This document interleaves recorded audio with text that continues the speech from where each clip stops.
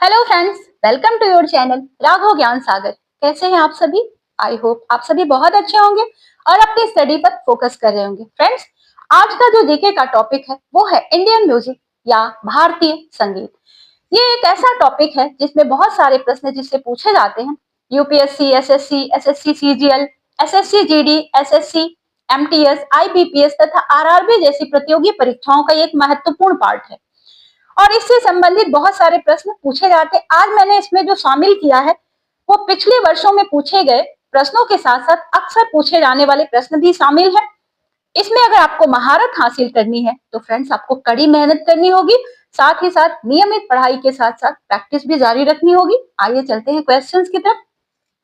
Question जो है बहुविकल्पीय स्वरूप में है, साथ साथ कुछ फैक्ट्स भी लिखा हुआ है, आप इस पर भी ध्यान दीजिएगा। क्वेश्चन नंबर 1, पंडित रविशंकर किस संगीत वाद्य यंत्र से संबंधित थे? ए सितार, बी बांसुरी, सी शहनाई, डी वीणा। पंडित रविशंकर जो थे ये सितार वाद्य यंत्र से संबंधित थे। नेक्स्ट क्वेश्चन, पंडित जसराज शास्त्रीय संगीत की किस शैली के प्रसिद्ध गायक थे? हिंदुस्तानी, बी ठुमरी, सी ध्रुपद और डी कव्वाली। तो पंडित जसराज जो थे ये हिंदुस्तानी शास्त्रीय संगीत के प्रसिद्ध गायक थे और साथ ही साथ ये मेवाती घराने से थे। मेवाती घराने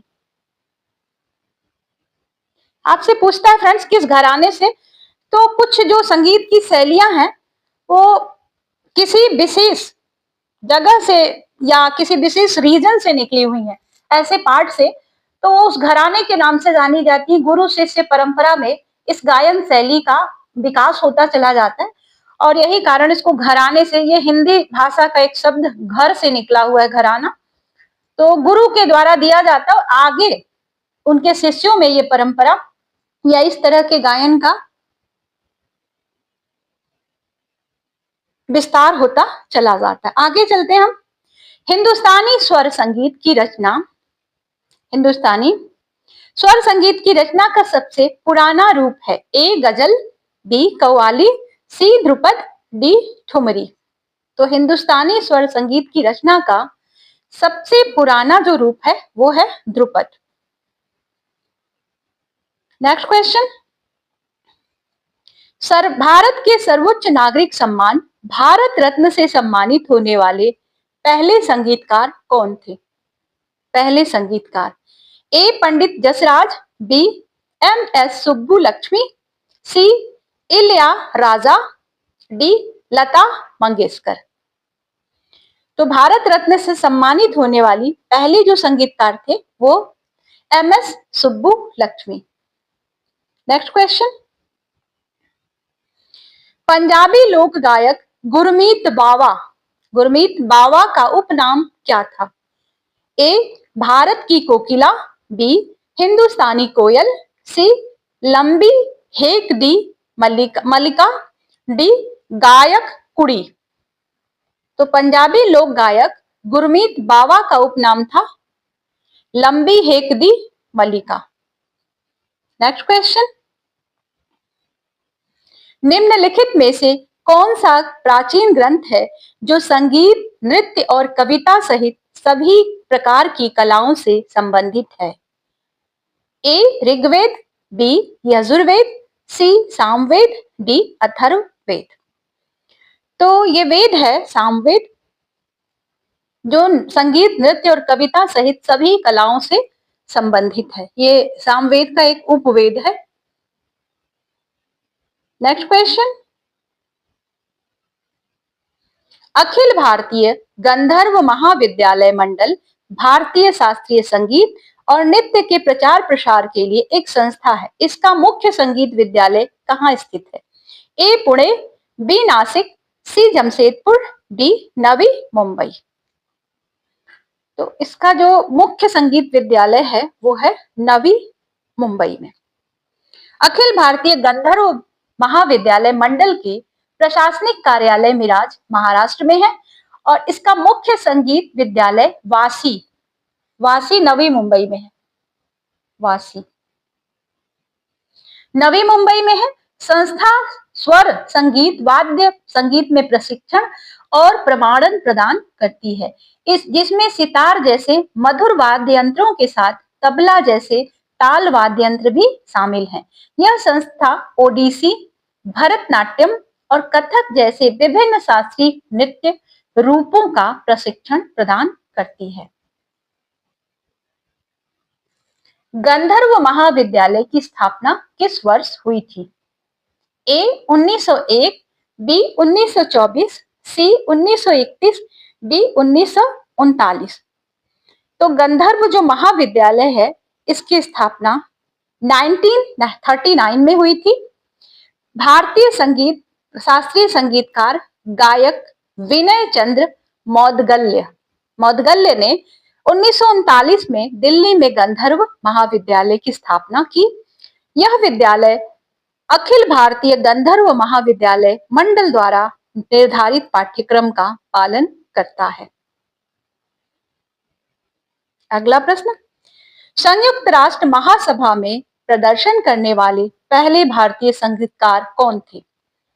ए Pandit Ravishankar, B M S Subbulakshmi, C Lata Mangeshkar, D Pandit Bhimsen Joshi.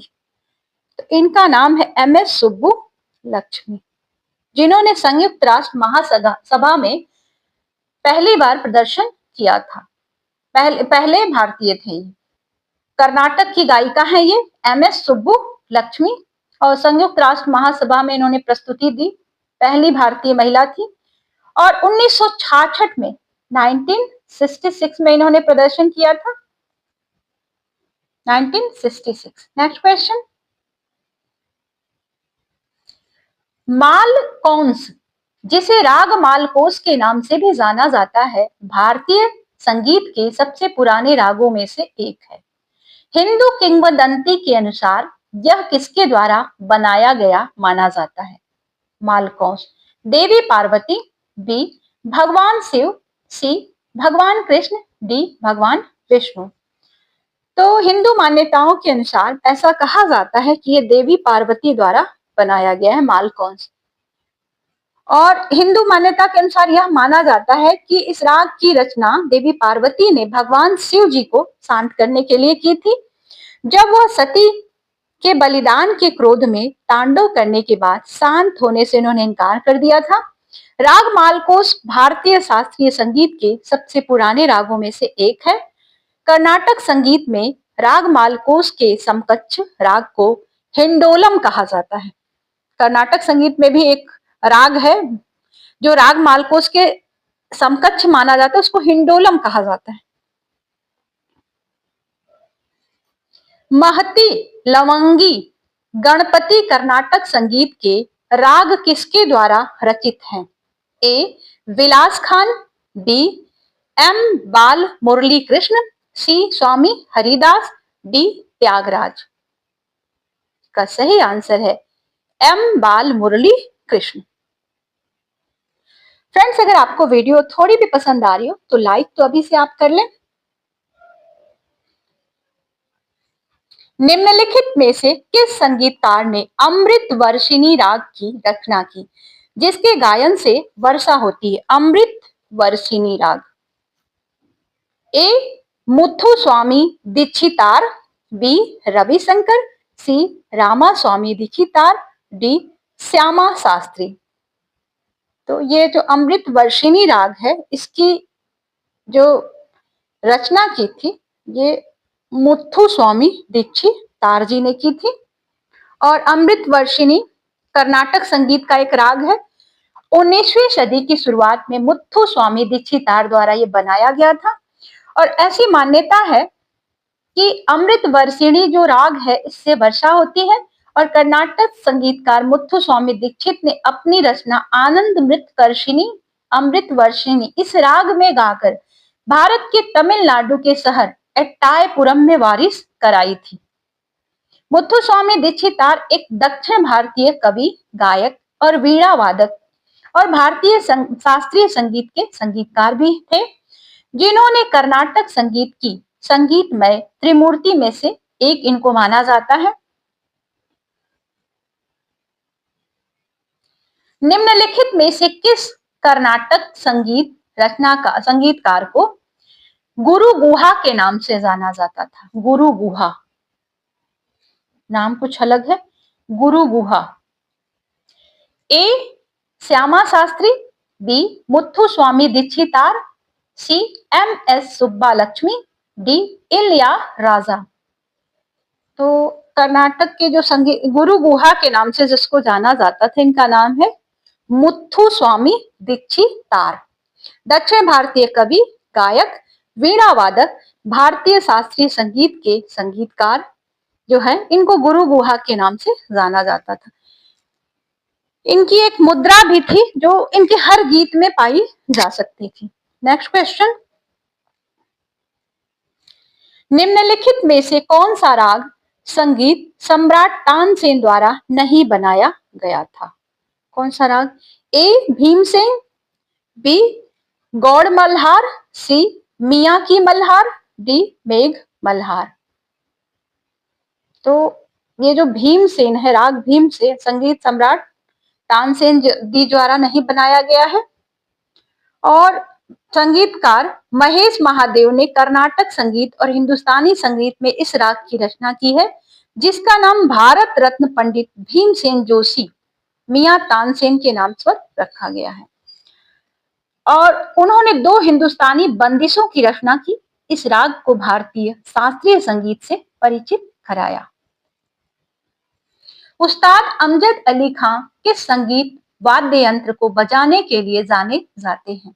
Sitar, sarod, सारंगी, हारमोनियम। उस्ताद जो अमजद अली खां हैं, ये सरोद के वादक हैं।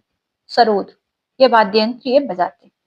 नेक्स्ट क्वेश्चन, निम्नलिखित में से कौन सा दुनिया में हिंदुस्तानी शास्त्रीय संगीत का सबसे पुराना त्योहार है? हर बल्लभ संगीत सम्मेलन, स्वामी हरिदास संगीत सम्मेलन, सी है डोवर लेन संगीत सम्मेलन, डी तानसेन समारोह। तो उसका सही आंसर है हर बल्लभ संगीत सम्मेलन।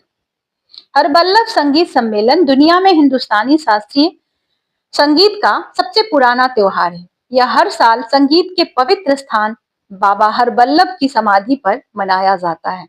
बाबा हरबल्लभ कौन थे? ये एक संत थे और हिंदुस्तानी शास्त्रीय संगीत के प्रतिपादक थे। मुख्य रूप से इन्होंने भक्ति गीत गाए और राग दर्पण का अनुवाद किया, संगीत दर्पण भी लिखा। और पहला जो सम्मेलन हुआ 1875 में जालंधर में सिद्धपीठ श्री देवी तालाब में इनका आयोजन किया गया था। My music my life and Ragamala निम्नलिखित में से किस संगीतकार की 2 आत्मकथाएं हैं? Lata Mangeshkar, Ravishankar, M S Subbulakshmi, D Jagjit Singh. तो माई म्यूजिक माई लाइफ और रागमाला जो है रविशंकर जी की रचना है, आत्मकथा है। और पहली आत्मकथा रविशंकर जी की जो पहली आत्मकथा थी वो 1968 में प्रकाशित हुई थी। और रागमाला इनकी एक आत्मकथा है जो 1997 में प्रकाशित हुई। अगला, डोवर लेन संगीत सम्मेलन एक वार्षिक भारतीय शास्त्रीय संगीत समारोह है जो निम्नलिखित में से किस स्थान पर आयोजित किया जाता है? डोवर लेन, इंदौर, ग्वालियर, कोलकाता, बनारस। डोवर लेन जो है ये कोलकाता में आयोजित किया जाता है, साल में एक बार किया जाता है।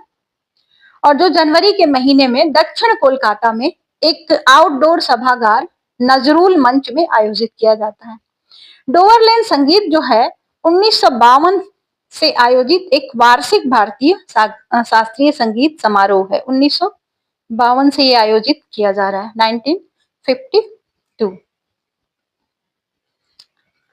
लोकगीत हरदुला की मनौती का संबंध मध्य प्रदेश के किस क्षेत्र से है? हरदुला की मनौती, मालवा, डिंडोरी, उज्जैन, बुंदेलखंड।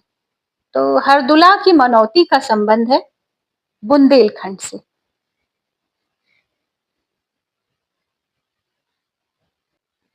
अब फ्रेंड्स थोड़ा सा एक शहनाई वादक थे उस्ताद बिस्मिल्लाह खां, बिस्मिल्लाह खां जो हैं, इनको कई पुरस्कार प्राप्त हुए भारत सरकार द्वारा। तो उसको हम देख लेते हैं कब कब प्राप्त हुए और कौन से पुरस्कार हैं। तो भारत रत्न इनको बिस्मिल्लाह खां को 2001 में मिला। पद्म विभूषण भी मिला 80 में, 1980। और इसके बाद पद्म भूषण 1968 में, साथ साथ पद्मश्री 1961 में, संगीत नाट्य अकादमी पुरस्कार 1956 में, 1956। केरल सरकार स्वाति संगीत पुरस्कार, केरल सरकार ने इनको एक पुरस्कार दिया 1998 में। और ईरान गणराज्य से ताहर मौसिक 1992 में मिला। उस्ताद बिस्मिल्लाह खां के ये पुरस्कार हैं, ध्यान रखिएगा। मध्य प्रदेश सरकार द्वारा भी इनको एक पुरस्कार दिया गया। मध्य प्रदेश में एक पुरस्कार दिया जाता है संगीतकारों को, वो है तानसेन पुरस्कार। तो म्यूजिक से रिलेटेड 68 में दिया गया। अब फिर से क्वेश्चन शुरू करते हैं। ठुमरी किस भारतीय राज्य का लोक नृत्य है? राजस्थान, पश्चिम बंगाल, उत्तर प्रदेश, मध्य प्रदेश। तो ठुमरी जो है ये उत्तर प्रदेश से रिलेटेड है, उत्तर प्रदेश का लोक नृत्य है, लोक संगीत है, लोक नृत्य नहीं है, लोक संगीत है। नेक्स्ट क्वेश्चन, रसिया गीत लोक गीत निम्नलिखित में से किस राज्य से संबंधित है? रसिया, तो ये भी उत्तर प्रदेश से रिलेटेड है, रसिया लोकगीत।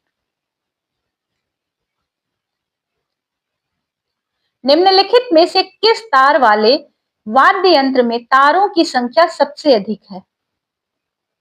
तो जिसमें तारों की संख्या सबसे अधिक है उसे हम कहते हैं सितार। अगला प्रश्न है, निम्नलिखित में से कौन भारतीय संगीत के जयपुर घराने का प्रसिद्ध गायक है?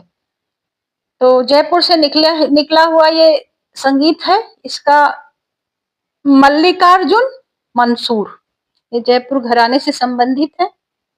प्रसिद्ध गायक जयपुर घराने के मल्लिकार्जुन मंसूर। पंखिड़ा और लोटिया लोक गीत किस राज्य से संबंधित है? पंखिड़ा और लोटिया, तो ये राजस्थान से रिलेटेड है, पंखिड़ा और लोटिया। ऑस्कर विजेता फिल्म गांधी का मूल संगीत निम्नलिखित में से किस संगीतकार द्वारा तैयार किया गया था? तो इसका जो संगीत था फ्रेंड्स, फिल्म गांधी का मूल संगीत रवि शंकर द्वारा तैयार किया गया था। 1882 में महात्मा गांधी की जो जीवनी है उस पर आधारित एक पिक्चर बनी 1982 में, जिसका निर्देशन और निर्माण किसने किया था वो भी जान लें, रिचर्ड एटनबरो। रिचर्ड एटनबरो ने किया था। और फिल्म को 55वें आपको दिखा दे, फिल्म को जो था 55वें अकादमी पुरस्कारों में 11 नामांकन प्राप्त हुए, जिसमें सर्वश्रेष्ठ फिल्म, सर्वश्रेष्ठ निर्देशन और सर्वश्रेष्ठ अभिनेता सहित इस पिक्चर ने 8 पुरस्कार जीते। संगीतकार रवि शंकर को सर्वश्रेष्ठ मूल स्कोर के लिए नामांकित किया गया था। नेक्स्ट क्वेश्चन, वान वुन लोक संगीत भारत के निम्नलिखित में से किस स्थान से संबंधित है? तो वान उन जो है ये भारत के जम्मू कश्मीर से रिलेटेड है। वान उन का शाब्दिक अर्थ क्या है? इसका शाब्दिक अर्थ है कोरस। कश्मीरी लोगों द्वारा इस्तेमाल की जाने वाली एक गायन शैली है और यह आमतौर पर विवाह जैसे कुछ अनुष्ठान जब किए जाते हैं उस समय ये गाया जाता है। और इसको एक नाम और भी दिया जाता है, ये नाम बार बार पूछा जाता है, इसको ध्यान दीजिएगा, प्रतियोगी परीक्षाओं में ये नाम आपको मिलेगा, रऊफ। वानून लोक संगीत को रऊफ भी कहा जाता है। पनिहारी लोक संगीत किस राज्य से संबंधित है? बिहार, असम, राजस्थान, महाराष्ट्र। तो पनिहारी लोक गीत जो है, लोक संगीत, ये राजस्थान से रिलेटेड है और ये पानी से संबंधित, आमतौर पर पास के कुएं से पानी लाने वाली जो महिलाएं होती हैं वो इसको गाती थी और उन्हीं से संबंधित ये गीत भी होता था। निम्नलिखित में से कौन रेमन मैग्सेसे पुरस्कार प्राप्त करने वाले पहले भारतीय संगीतकार थे, रेमन मैग्सेसे, ध्यान दीजिएगा। तो इस पुरस्कार को प्राप्त करने वाली पहली जो महिला थी भारतीय संगीतकार, वो एम.एस. सुब्बुलक्ष्मी जी थी। और मदुरै सम्मुख वदीवु सुब्बुलक्ष्मी एक कर्नाटक की शास्त्रीय गायिका थी और ये अपने गीतों के लिए, धार्मिक मंत्रोच्चार के लिए की रचना और रचना के लिए जानी जाती थी। अगला प्रश्न,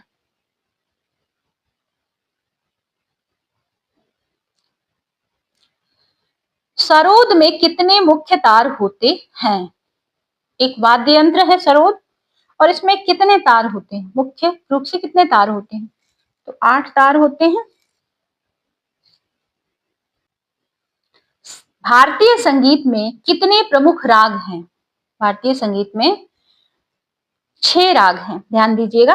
कितने राग हैं? 6 राग। अगला प्रश्न, निम्नलिखित में से किसे 20वीं सदी का तानसेन कहा गया था? उस्ताद फयाज खान, बी उस्ताद अब्दुल करीम खान, सी उस्ताद आमिर खान, डी उस्ताद बड़े गुलाम अली खान। तो इसका सही आंसर है उस्ताद बड़े गुलाम अली खान। इनको 20वीं सदी का तानसेन कहा गया। मद्रास म्यूजिक सीजन, जिसे दुनिया का सबसे बड़े सांस्कृतिक कार्यक्रमों में से एक माना जाता है, पहली बार किस वर्ष मनाया गया था? मद्रास म्यूजिक सीजन मनाया गया था इसको 1927 में, 1927। निम्नलिखित में से किस पार्श्व गायक को देश के सर्वोच्च नागरिक पुरस्कार भारत रत्न से सम्मानित किया गया? पार्श्व गायक है, ध्यान दीजिएगा। भारत रत्न से सम्मानित जिनको किया गया, इनका नाम है भूपेन हजारिका। पार्श्व गायिका है, गायिका नहीं गायक है। पंडित गोपाल मिश्र का जो संबंध है किस संगीत घराने से है? मैंने अभी आपको बताया था कि जिस स्थान से कोई संगीत का उदय होता है या विकसित हो जाता है, उस स्थान को हम घराने के नाम से जानने लगते हैं और गुरु और शिष्य की परंपरा में ये संगीत आगे बढ़ता चला जाता है। जयपुर घराना, बनारस घराना, ग्वालियर घराना, पटियाला घराना। तो गोपाल मिश्र जी का संबंध है बनारस घराना से। नेक्स्ट क्वेश्चन, भटियाली लोक संगीत का एक रूप है जो मुख्यतः भारत के किस क्षेत्र में गाया जाता है? भटियाली, तो ये पश्चिम बंगाल में गाया जाता है। ऑप्शन नंबर बी, मुख्य रूप से पश्चिम बंगाल, भारत और बांग्लादेश में भी गाया जाता है, ध्यान रखिएगा। और भटियाली एक नदी गीत है जो अधिकतर नाविकों द्वारा नदी की धारा में उतरते समय या नाव चलाते समय गाया जाता है। महान भारतीय संगीतकार तानसेन निम्नलिखित में से किस शैली में गाती थी? बहुत ही महत्वपूर्ण प्रश्न है। फ्रेंड्स, वीडियो अगर आपको पसंद आ रही हो, एक बार अपने फ्रेंड्स को भी आप भेज दें, शेयर कर दें, कम से कम उनको भी तो अच्छा लगना चाहिए। ध्रुपद शैली, बी ख्याल, सी तराना, डी गजल। दोस्तों को भी फायदा मिलना चाहिए, तो इसका सही आंसर है ये ध्रुपद शैली में गाते थे तानसेन जी, ध्रुपद शैली। मुख्य रूप से मियां तानसेन संगीत सम्राट के नाम से भी इनको जाना जाता था, मियां तानसेन भी कहते थे। और ये हिंदुस्तानी शास्त्रीय संगीतकार थे। अब इनका जन्म का पहले का नाम क्या था? वास्तविक नाम रामतनु पांडे। और अकबर के 9 रत्नों में से एक इनको माना गया, उन्होंने ही इनको मियां तानसेन कह दिया। और उस जो संगीतकार गायक तानसेन को उनकी महाकाव्य ध्रुपद रचनाओं, कई नए रागों के निर्माण के साथ साथ संगीत पर 2 उत्कृष्ट पुस्तकें, श्री गणेश स्तोत्र और संगीत सारा लिखने के लिए याद किया जाता है। संगीत सारा भी लिखा है इन्होंने। भारतीय संगीत, नृत्य और नाटक पर एक प्राचीन ग्रंथ नाट्य शास्त्र की रचना निम्नलिखित में से किस संत द्वारा की गई थी? पुस्तक का नाम है नाट्य शास्त्र। तो इसको रचा था भरत ऋषि जी ने, भरत ऋषि। अगला प्रश्न है, 16वीं शताब्दी के प्रसिद्ध गायक तानसेन किस संत के शिष्य थे? किसके शिष्य थे? तो ये स्वामी हरिदास के शिष्य थे। स्वामी हरिदास।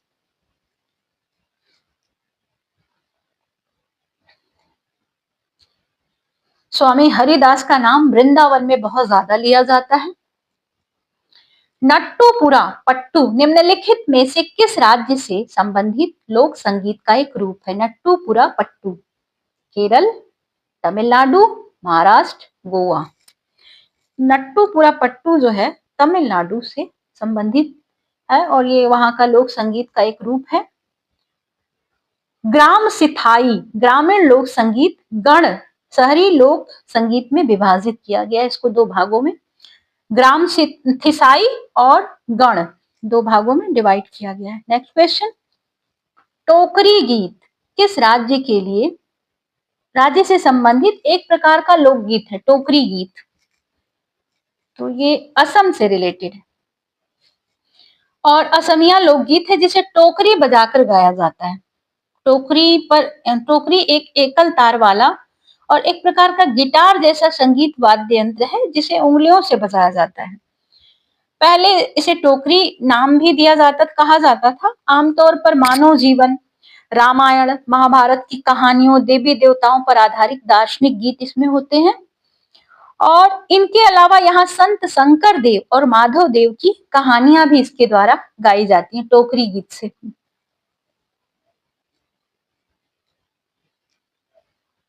फ्रेंड्स, वीडियो अगर आपको पसंद आई हो तो हम एक बार फिर कहेंगे लाइक शेयर सब्सक्राइब जरूर करें। मिलते हैं आपसे नेक्स्ट वीडियो में, तब तक के लिए goodbye. Thank you for watching.